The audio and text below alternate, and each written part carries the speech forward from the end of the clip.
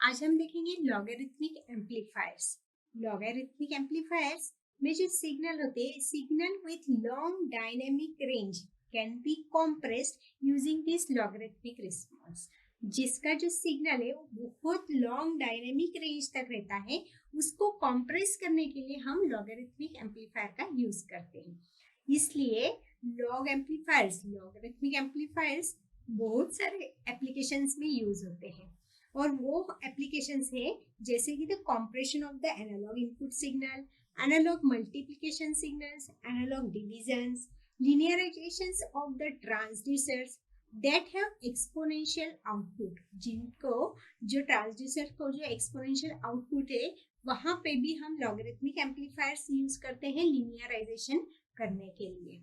ये logarithmic amplifiers में higher voltages are reduce by the greater percent than the lower voltage. अगर बहुत सारे हाई वोल्टेज है तो उसको बहुत अच्छे से ज्यादा परसेंट में हम उसको रिड्यूस कर सकते हैं, ग्रेटर परसेंट में रिड्यूस कर सकते हैं देन द लोअर वोल्टेज। कम वोल्टेज वाले सिग्नल्स को जितना अच्छे से रिड्यूस नहीं कर सकते उतना ज्यादा से ज्यादा ग्रेटर वोल्टेज के चीजों को, वोल्टेज के एप्लीकेशंस को हम रिड्यूस कर सकते हैं।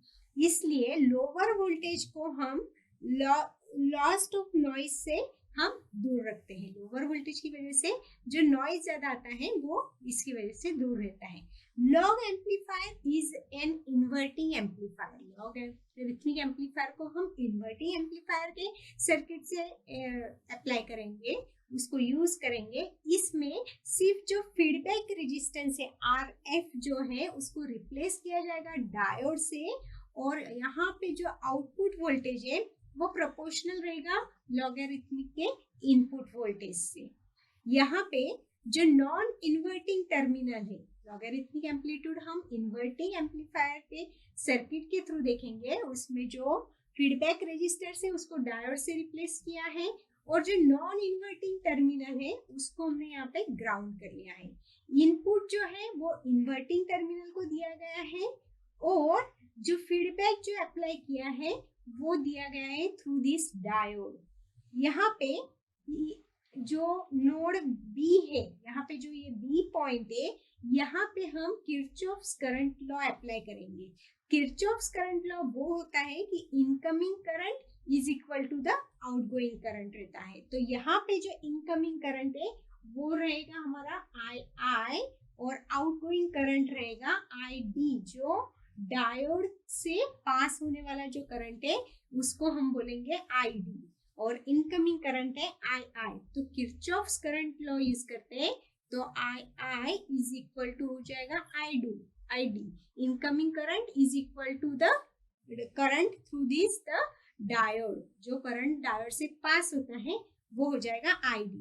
तो ID की वैल्यू हमारे पास यहाँ पे होगी IO इंटू आउटपुट वोल्टेज से जो करंट पास होगा वो होगा IO in multiply by E raise to VF divide by eta VT -1। यहाँ पे हम लॉगरिथमिक एम्पलीफायर दिख रहे हैं, इसलिए जो करंट जो पास हो रहा है डायोड से उसकी वैल्यू होगी IO into E raise to VF divide by eta VT -1। ये हमारा फीडबैक करंट हो गया जो डायोड के थ्रू पास हो रहा है। अब IO जो है वो सैचुरेशन करंट से ऑफ द डायोड, ये IO जो है वो सैचुरेशन करंट है ऑफ दिस डायोड।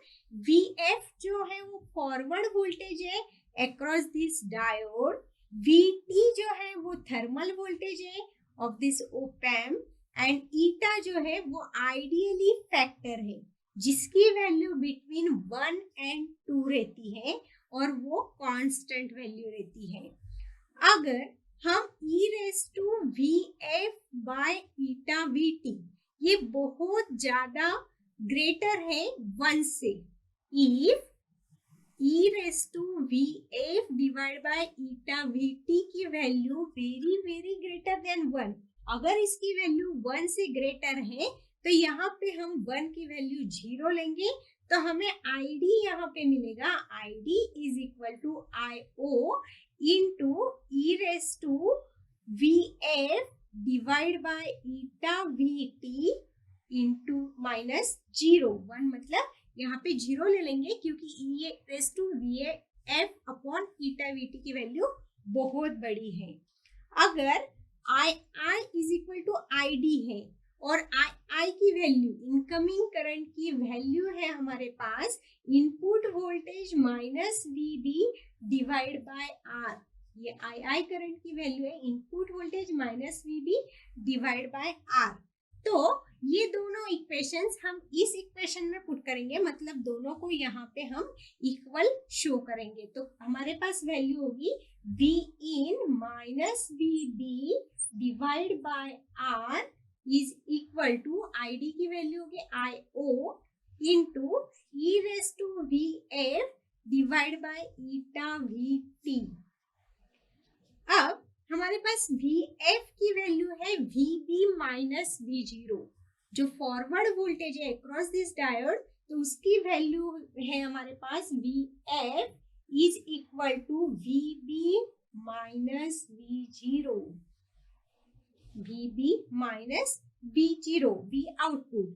तो ये वैल्यू अगर हम इस इक्वेशन में पुट करते हैं और VB की वैल्यू वर्चुअल ग्राउंड कंसेप्ट के हिसाब से VA is equal to VB is equal to 0 होती है, तो VB की वैल्यू अगर 0 होती है तो हमें इक्वेशन मिलेगी V in divide by R, VB 0 हो जाएगा by the virtual ground concept is equal to IO into E raise to VF जो होगा वो होगा VB माइनस V0, और यहाँ पे VB की वैल्यू जो है वो 0 हो जाएगी due to the virtual ground concept, इसलिए हमारे पास सिर्फ माइनस V आउटपुट रहेगा डिवाइड बाय ईटा VT हो जाएगा। VT जो है यहाँ पे थर्मल वोल्टेज है और ईटा जो है वो कांस्टेंट है।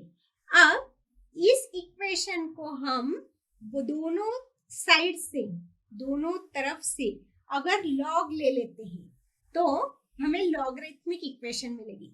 इसके पहले हम सेटअप करेंगे, IO को R के पास ले जाएंगे और फिर इसको लॉग लेंगे, तो क्या हो जाएगा V in divide by IO into R, ये IO को हम इक्वल टू के वहां ले गए तो हमें यहाँ पे सिर्फ ई रेस टू मिला है, e raise to minus VO upon eta VT। अब लॉगरिथमिक एम्पलीफायर से हमें लॉगरिथमिक वैल्यू निकालनी है, इसलिए इस इक्वेशन के दोनों तरफ हम लॉग ले लेंगे। तो log of V in divide by IOR is equal to log of E raise to minus VO divide by eta VT। तो क्या हो जाएगा इसका solution, log of V in divide by IO into R is equal to the minus e raised to minus of VO divided by eta VT, और उसको e raised to minus of V0 divided by eta VT को भी हम log यहाँ पे ले लेंगे।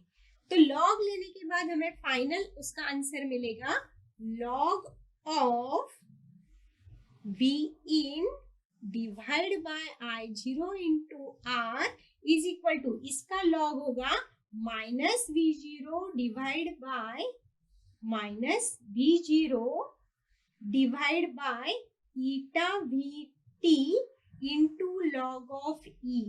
यहाँ पे जो लॉग ऑफ E की वैल्यू है वो 0 हो जाएगी, इसलिए हमें इक्वेशन मिलेगी यहाँ पे लॉग E की वैल्यू 0 हो जाएगी, इसलिए इक्वेशन मिलेगी हमें सिर्फ log of V input divide by IOR is equal to the minus of V0 divide by eta VE।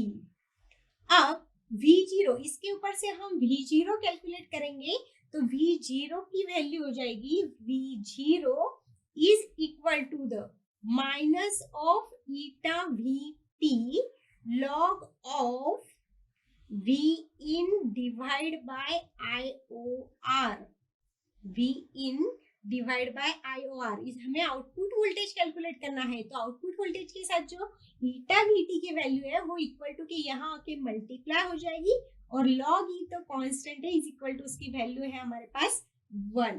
अगर इस इक्वेशन में ईटा VT IOR ये सब की वैल्यू हम कांस्टेंट ले लेते हैं, is equal to the constant value ले लेते हैं, तो आउटपुट वोल्टेज हमें यहाँ पे मिलेगा सिर्फ plus of log of V इन, क्योंकि लॉगरिथमिक की जो वैल्यू है वो हमें माइनस में नहीं मिलेगी, और माइनस ईटा से ही हम सारी वैल्यू कांस्टेंट ले लेंगे।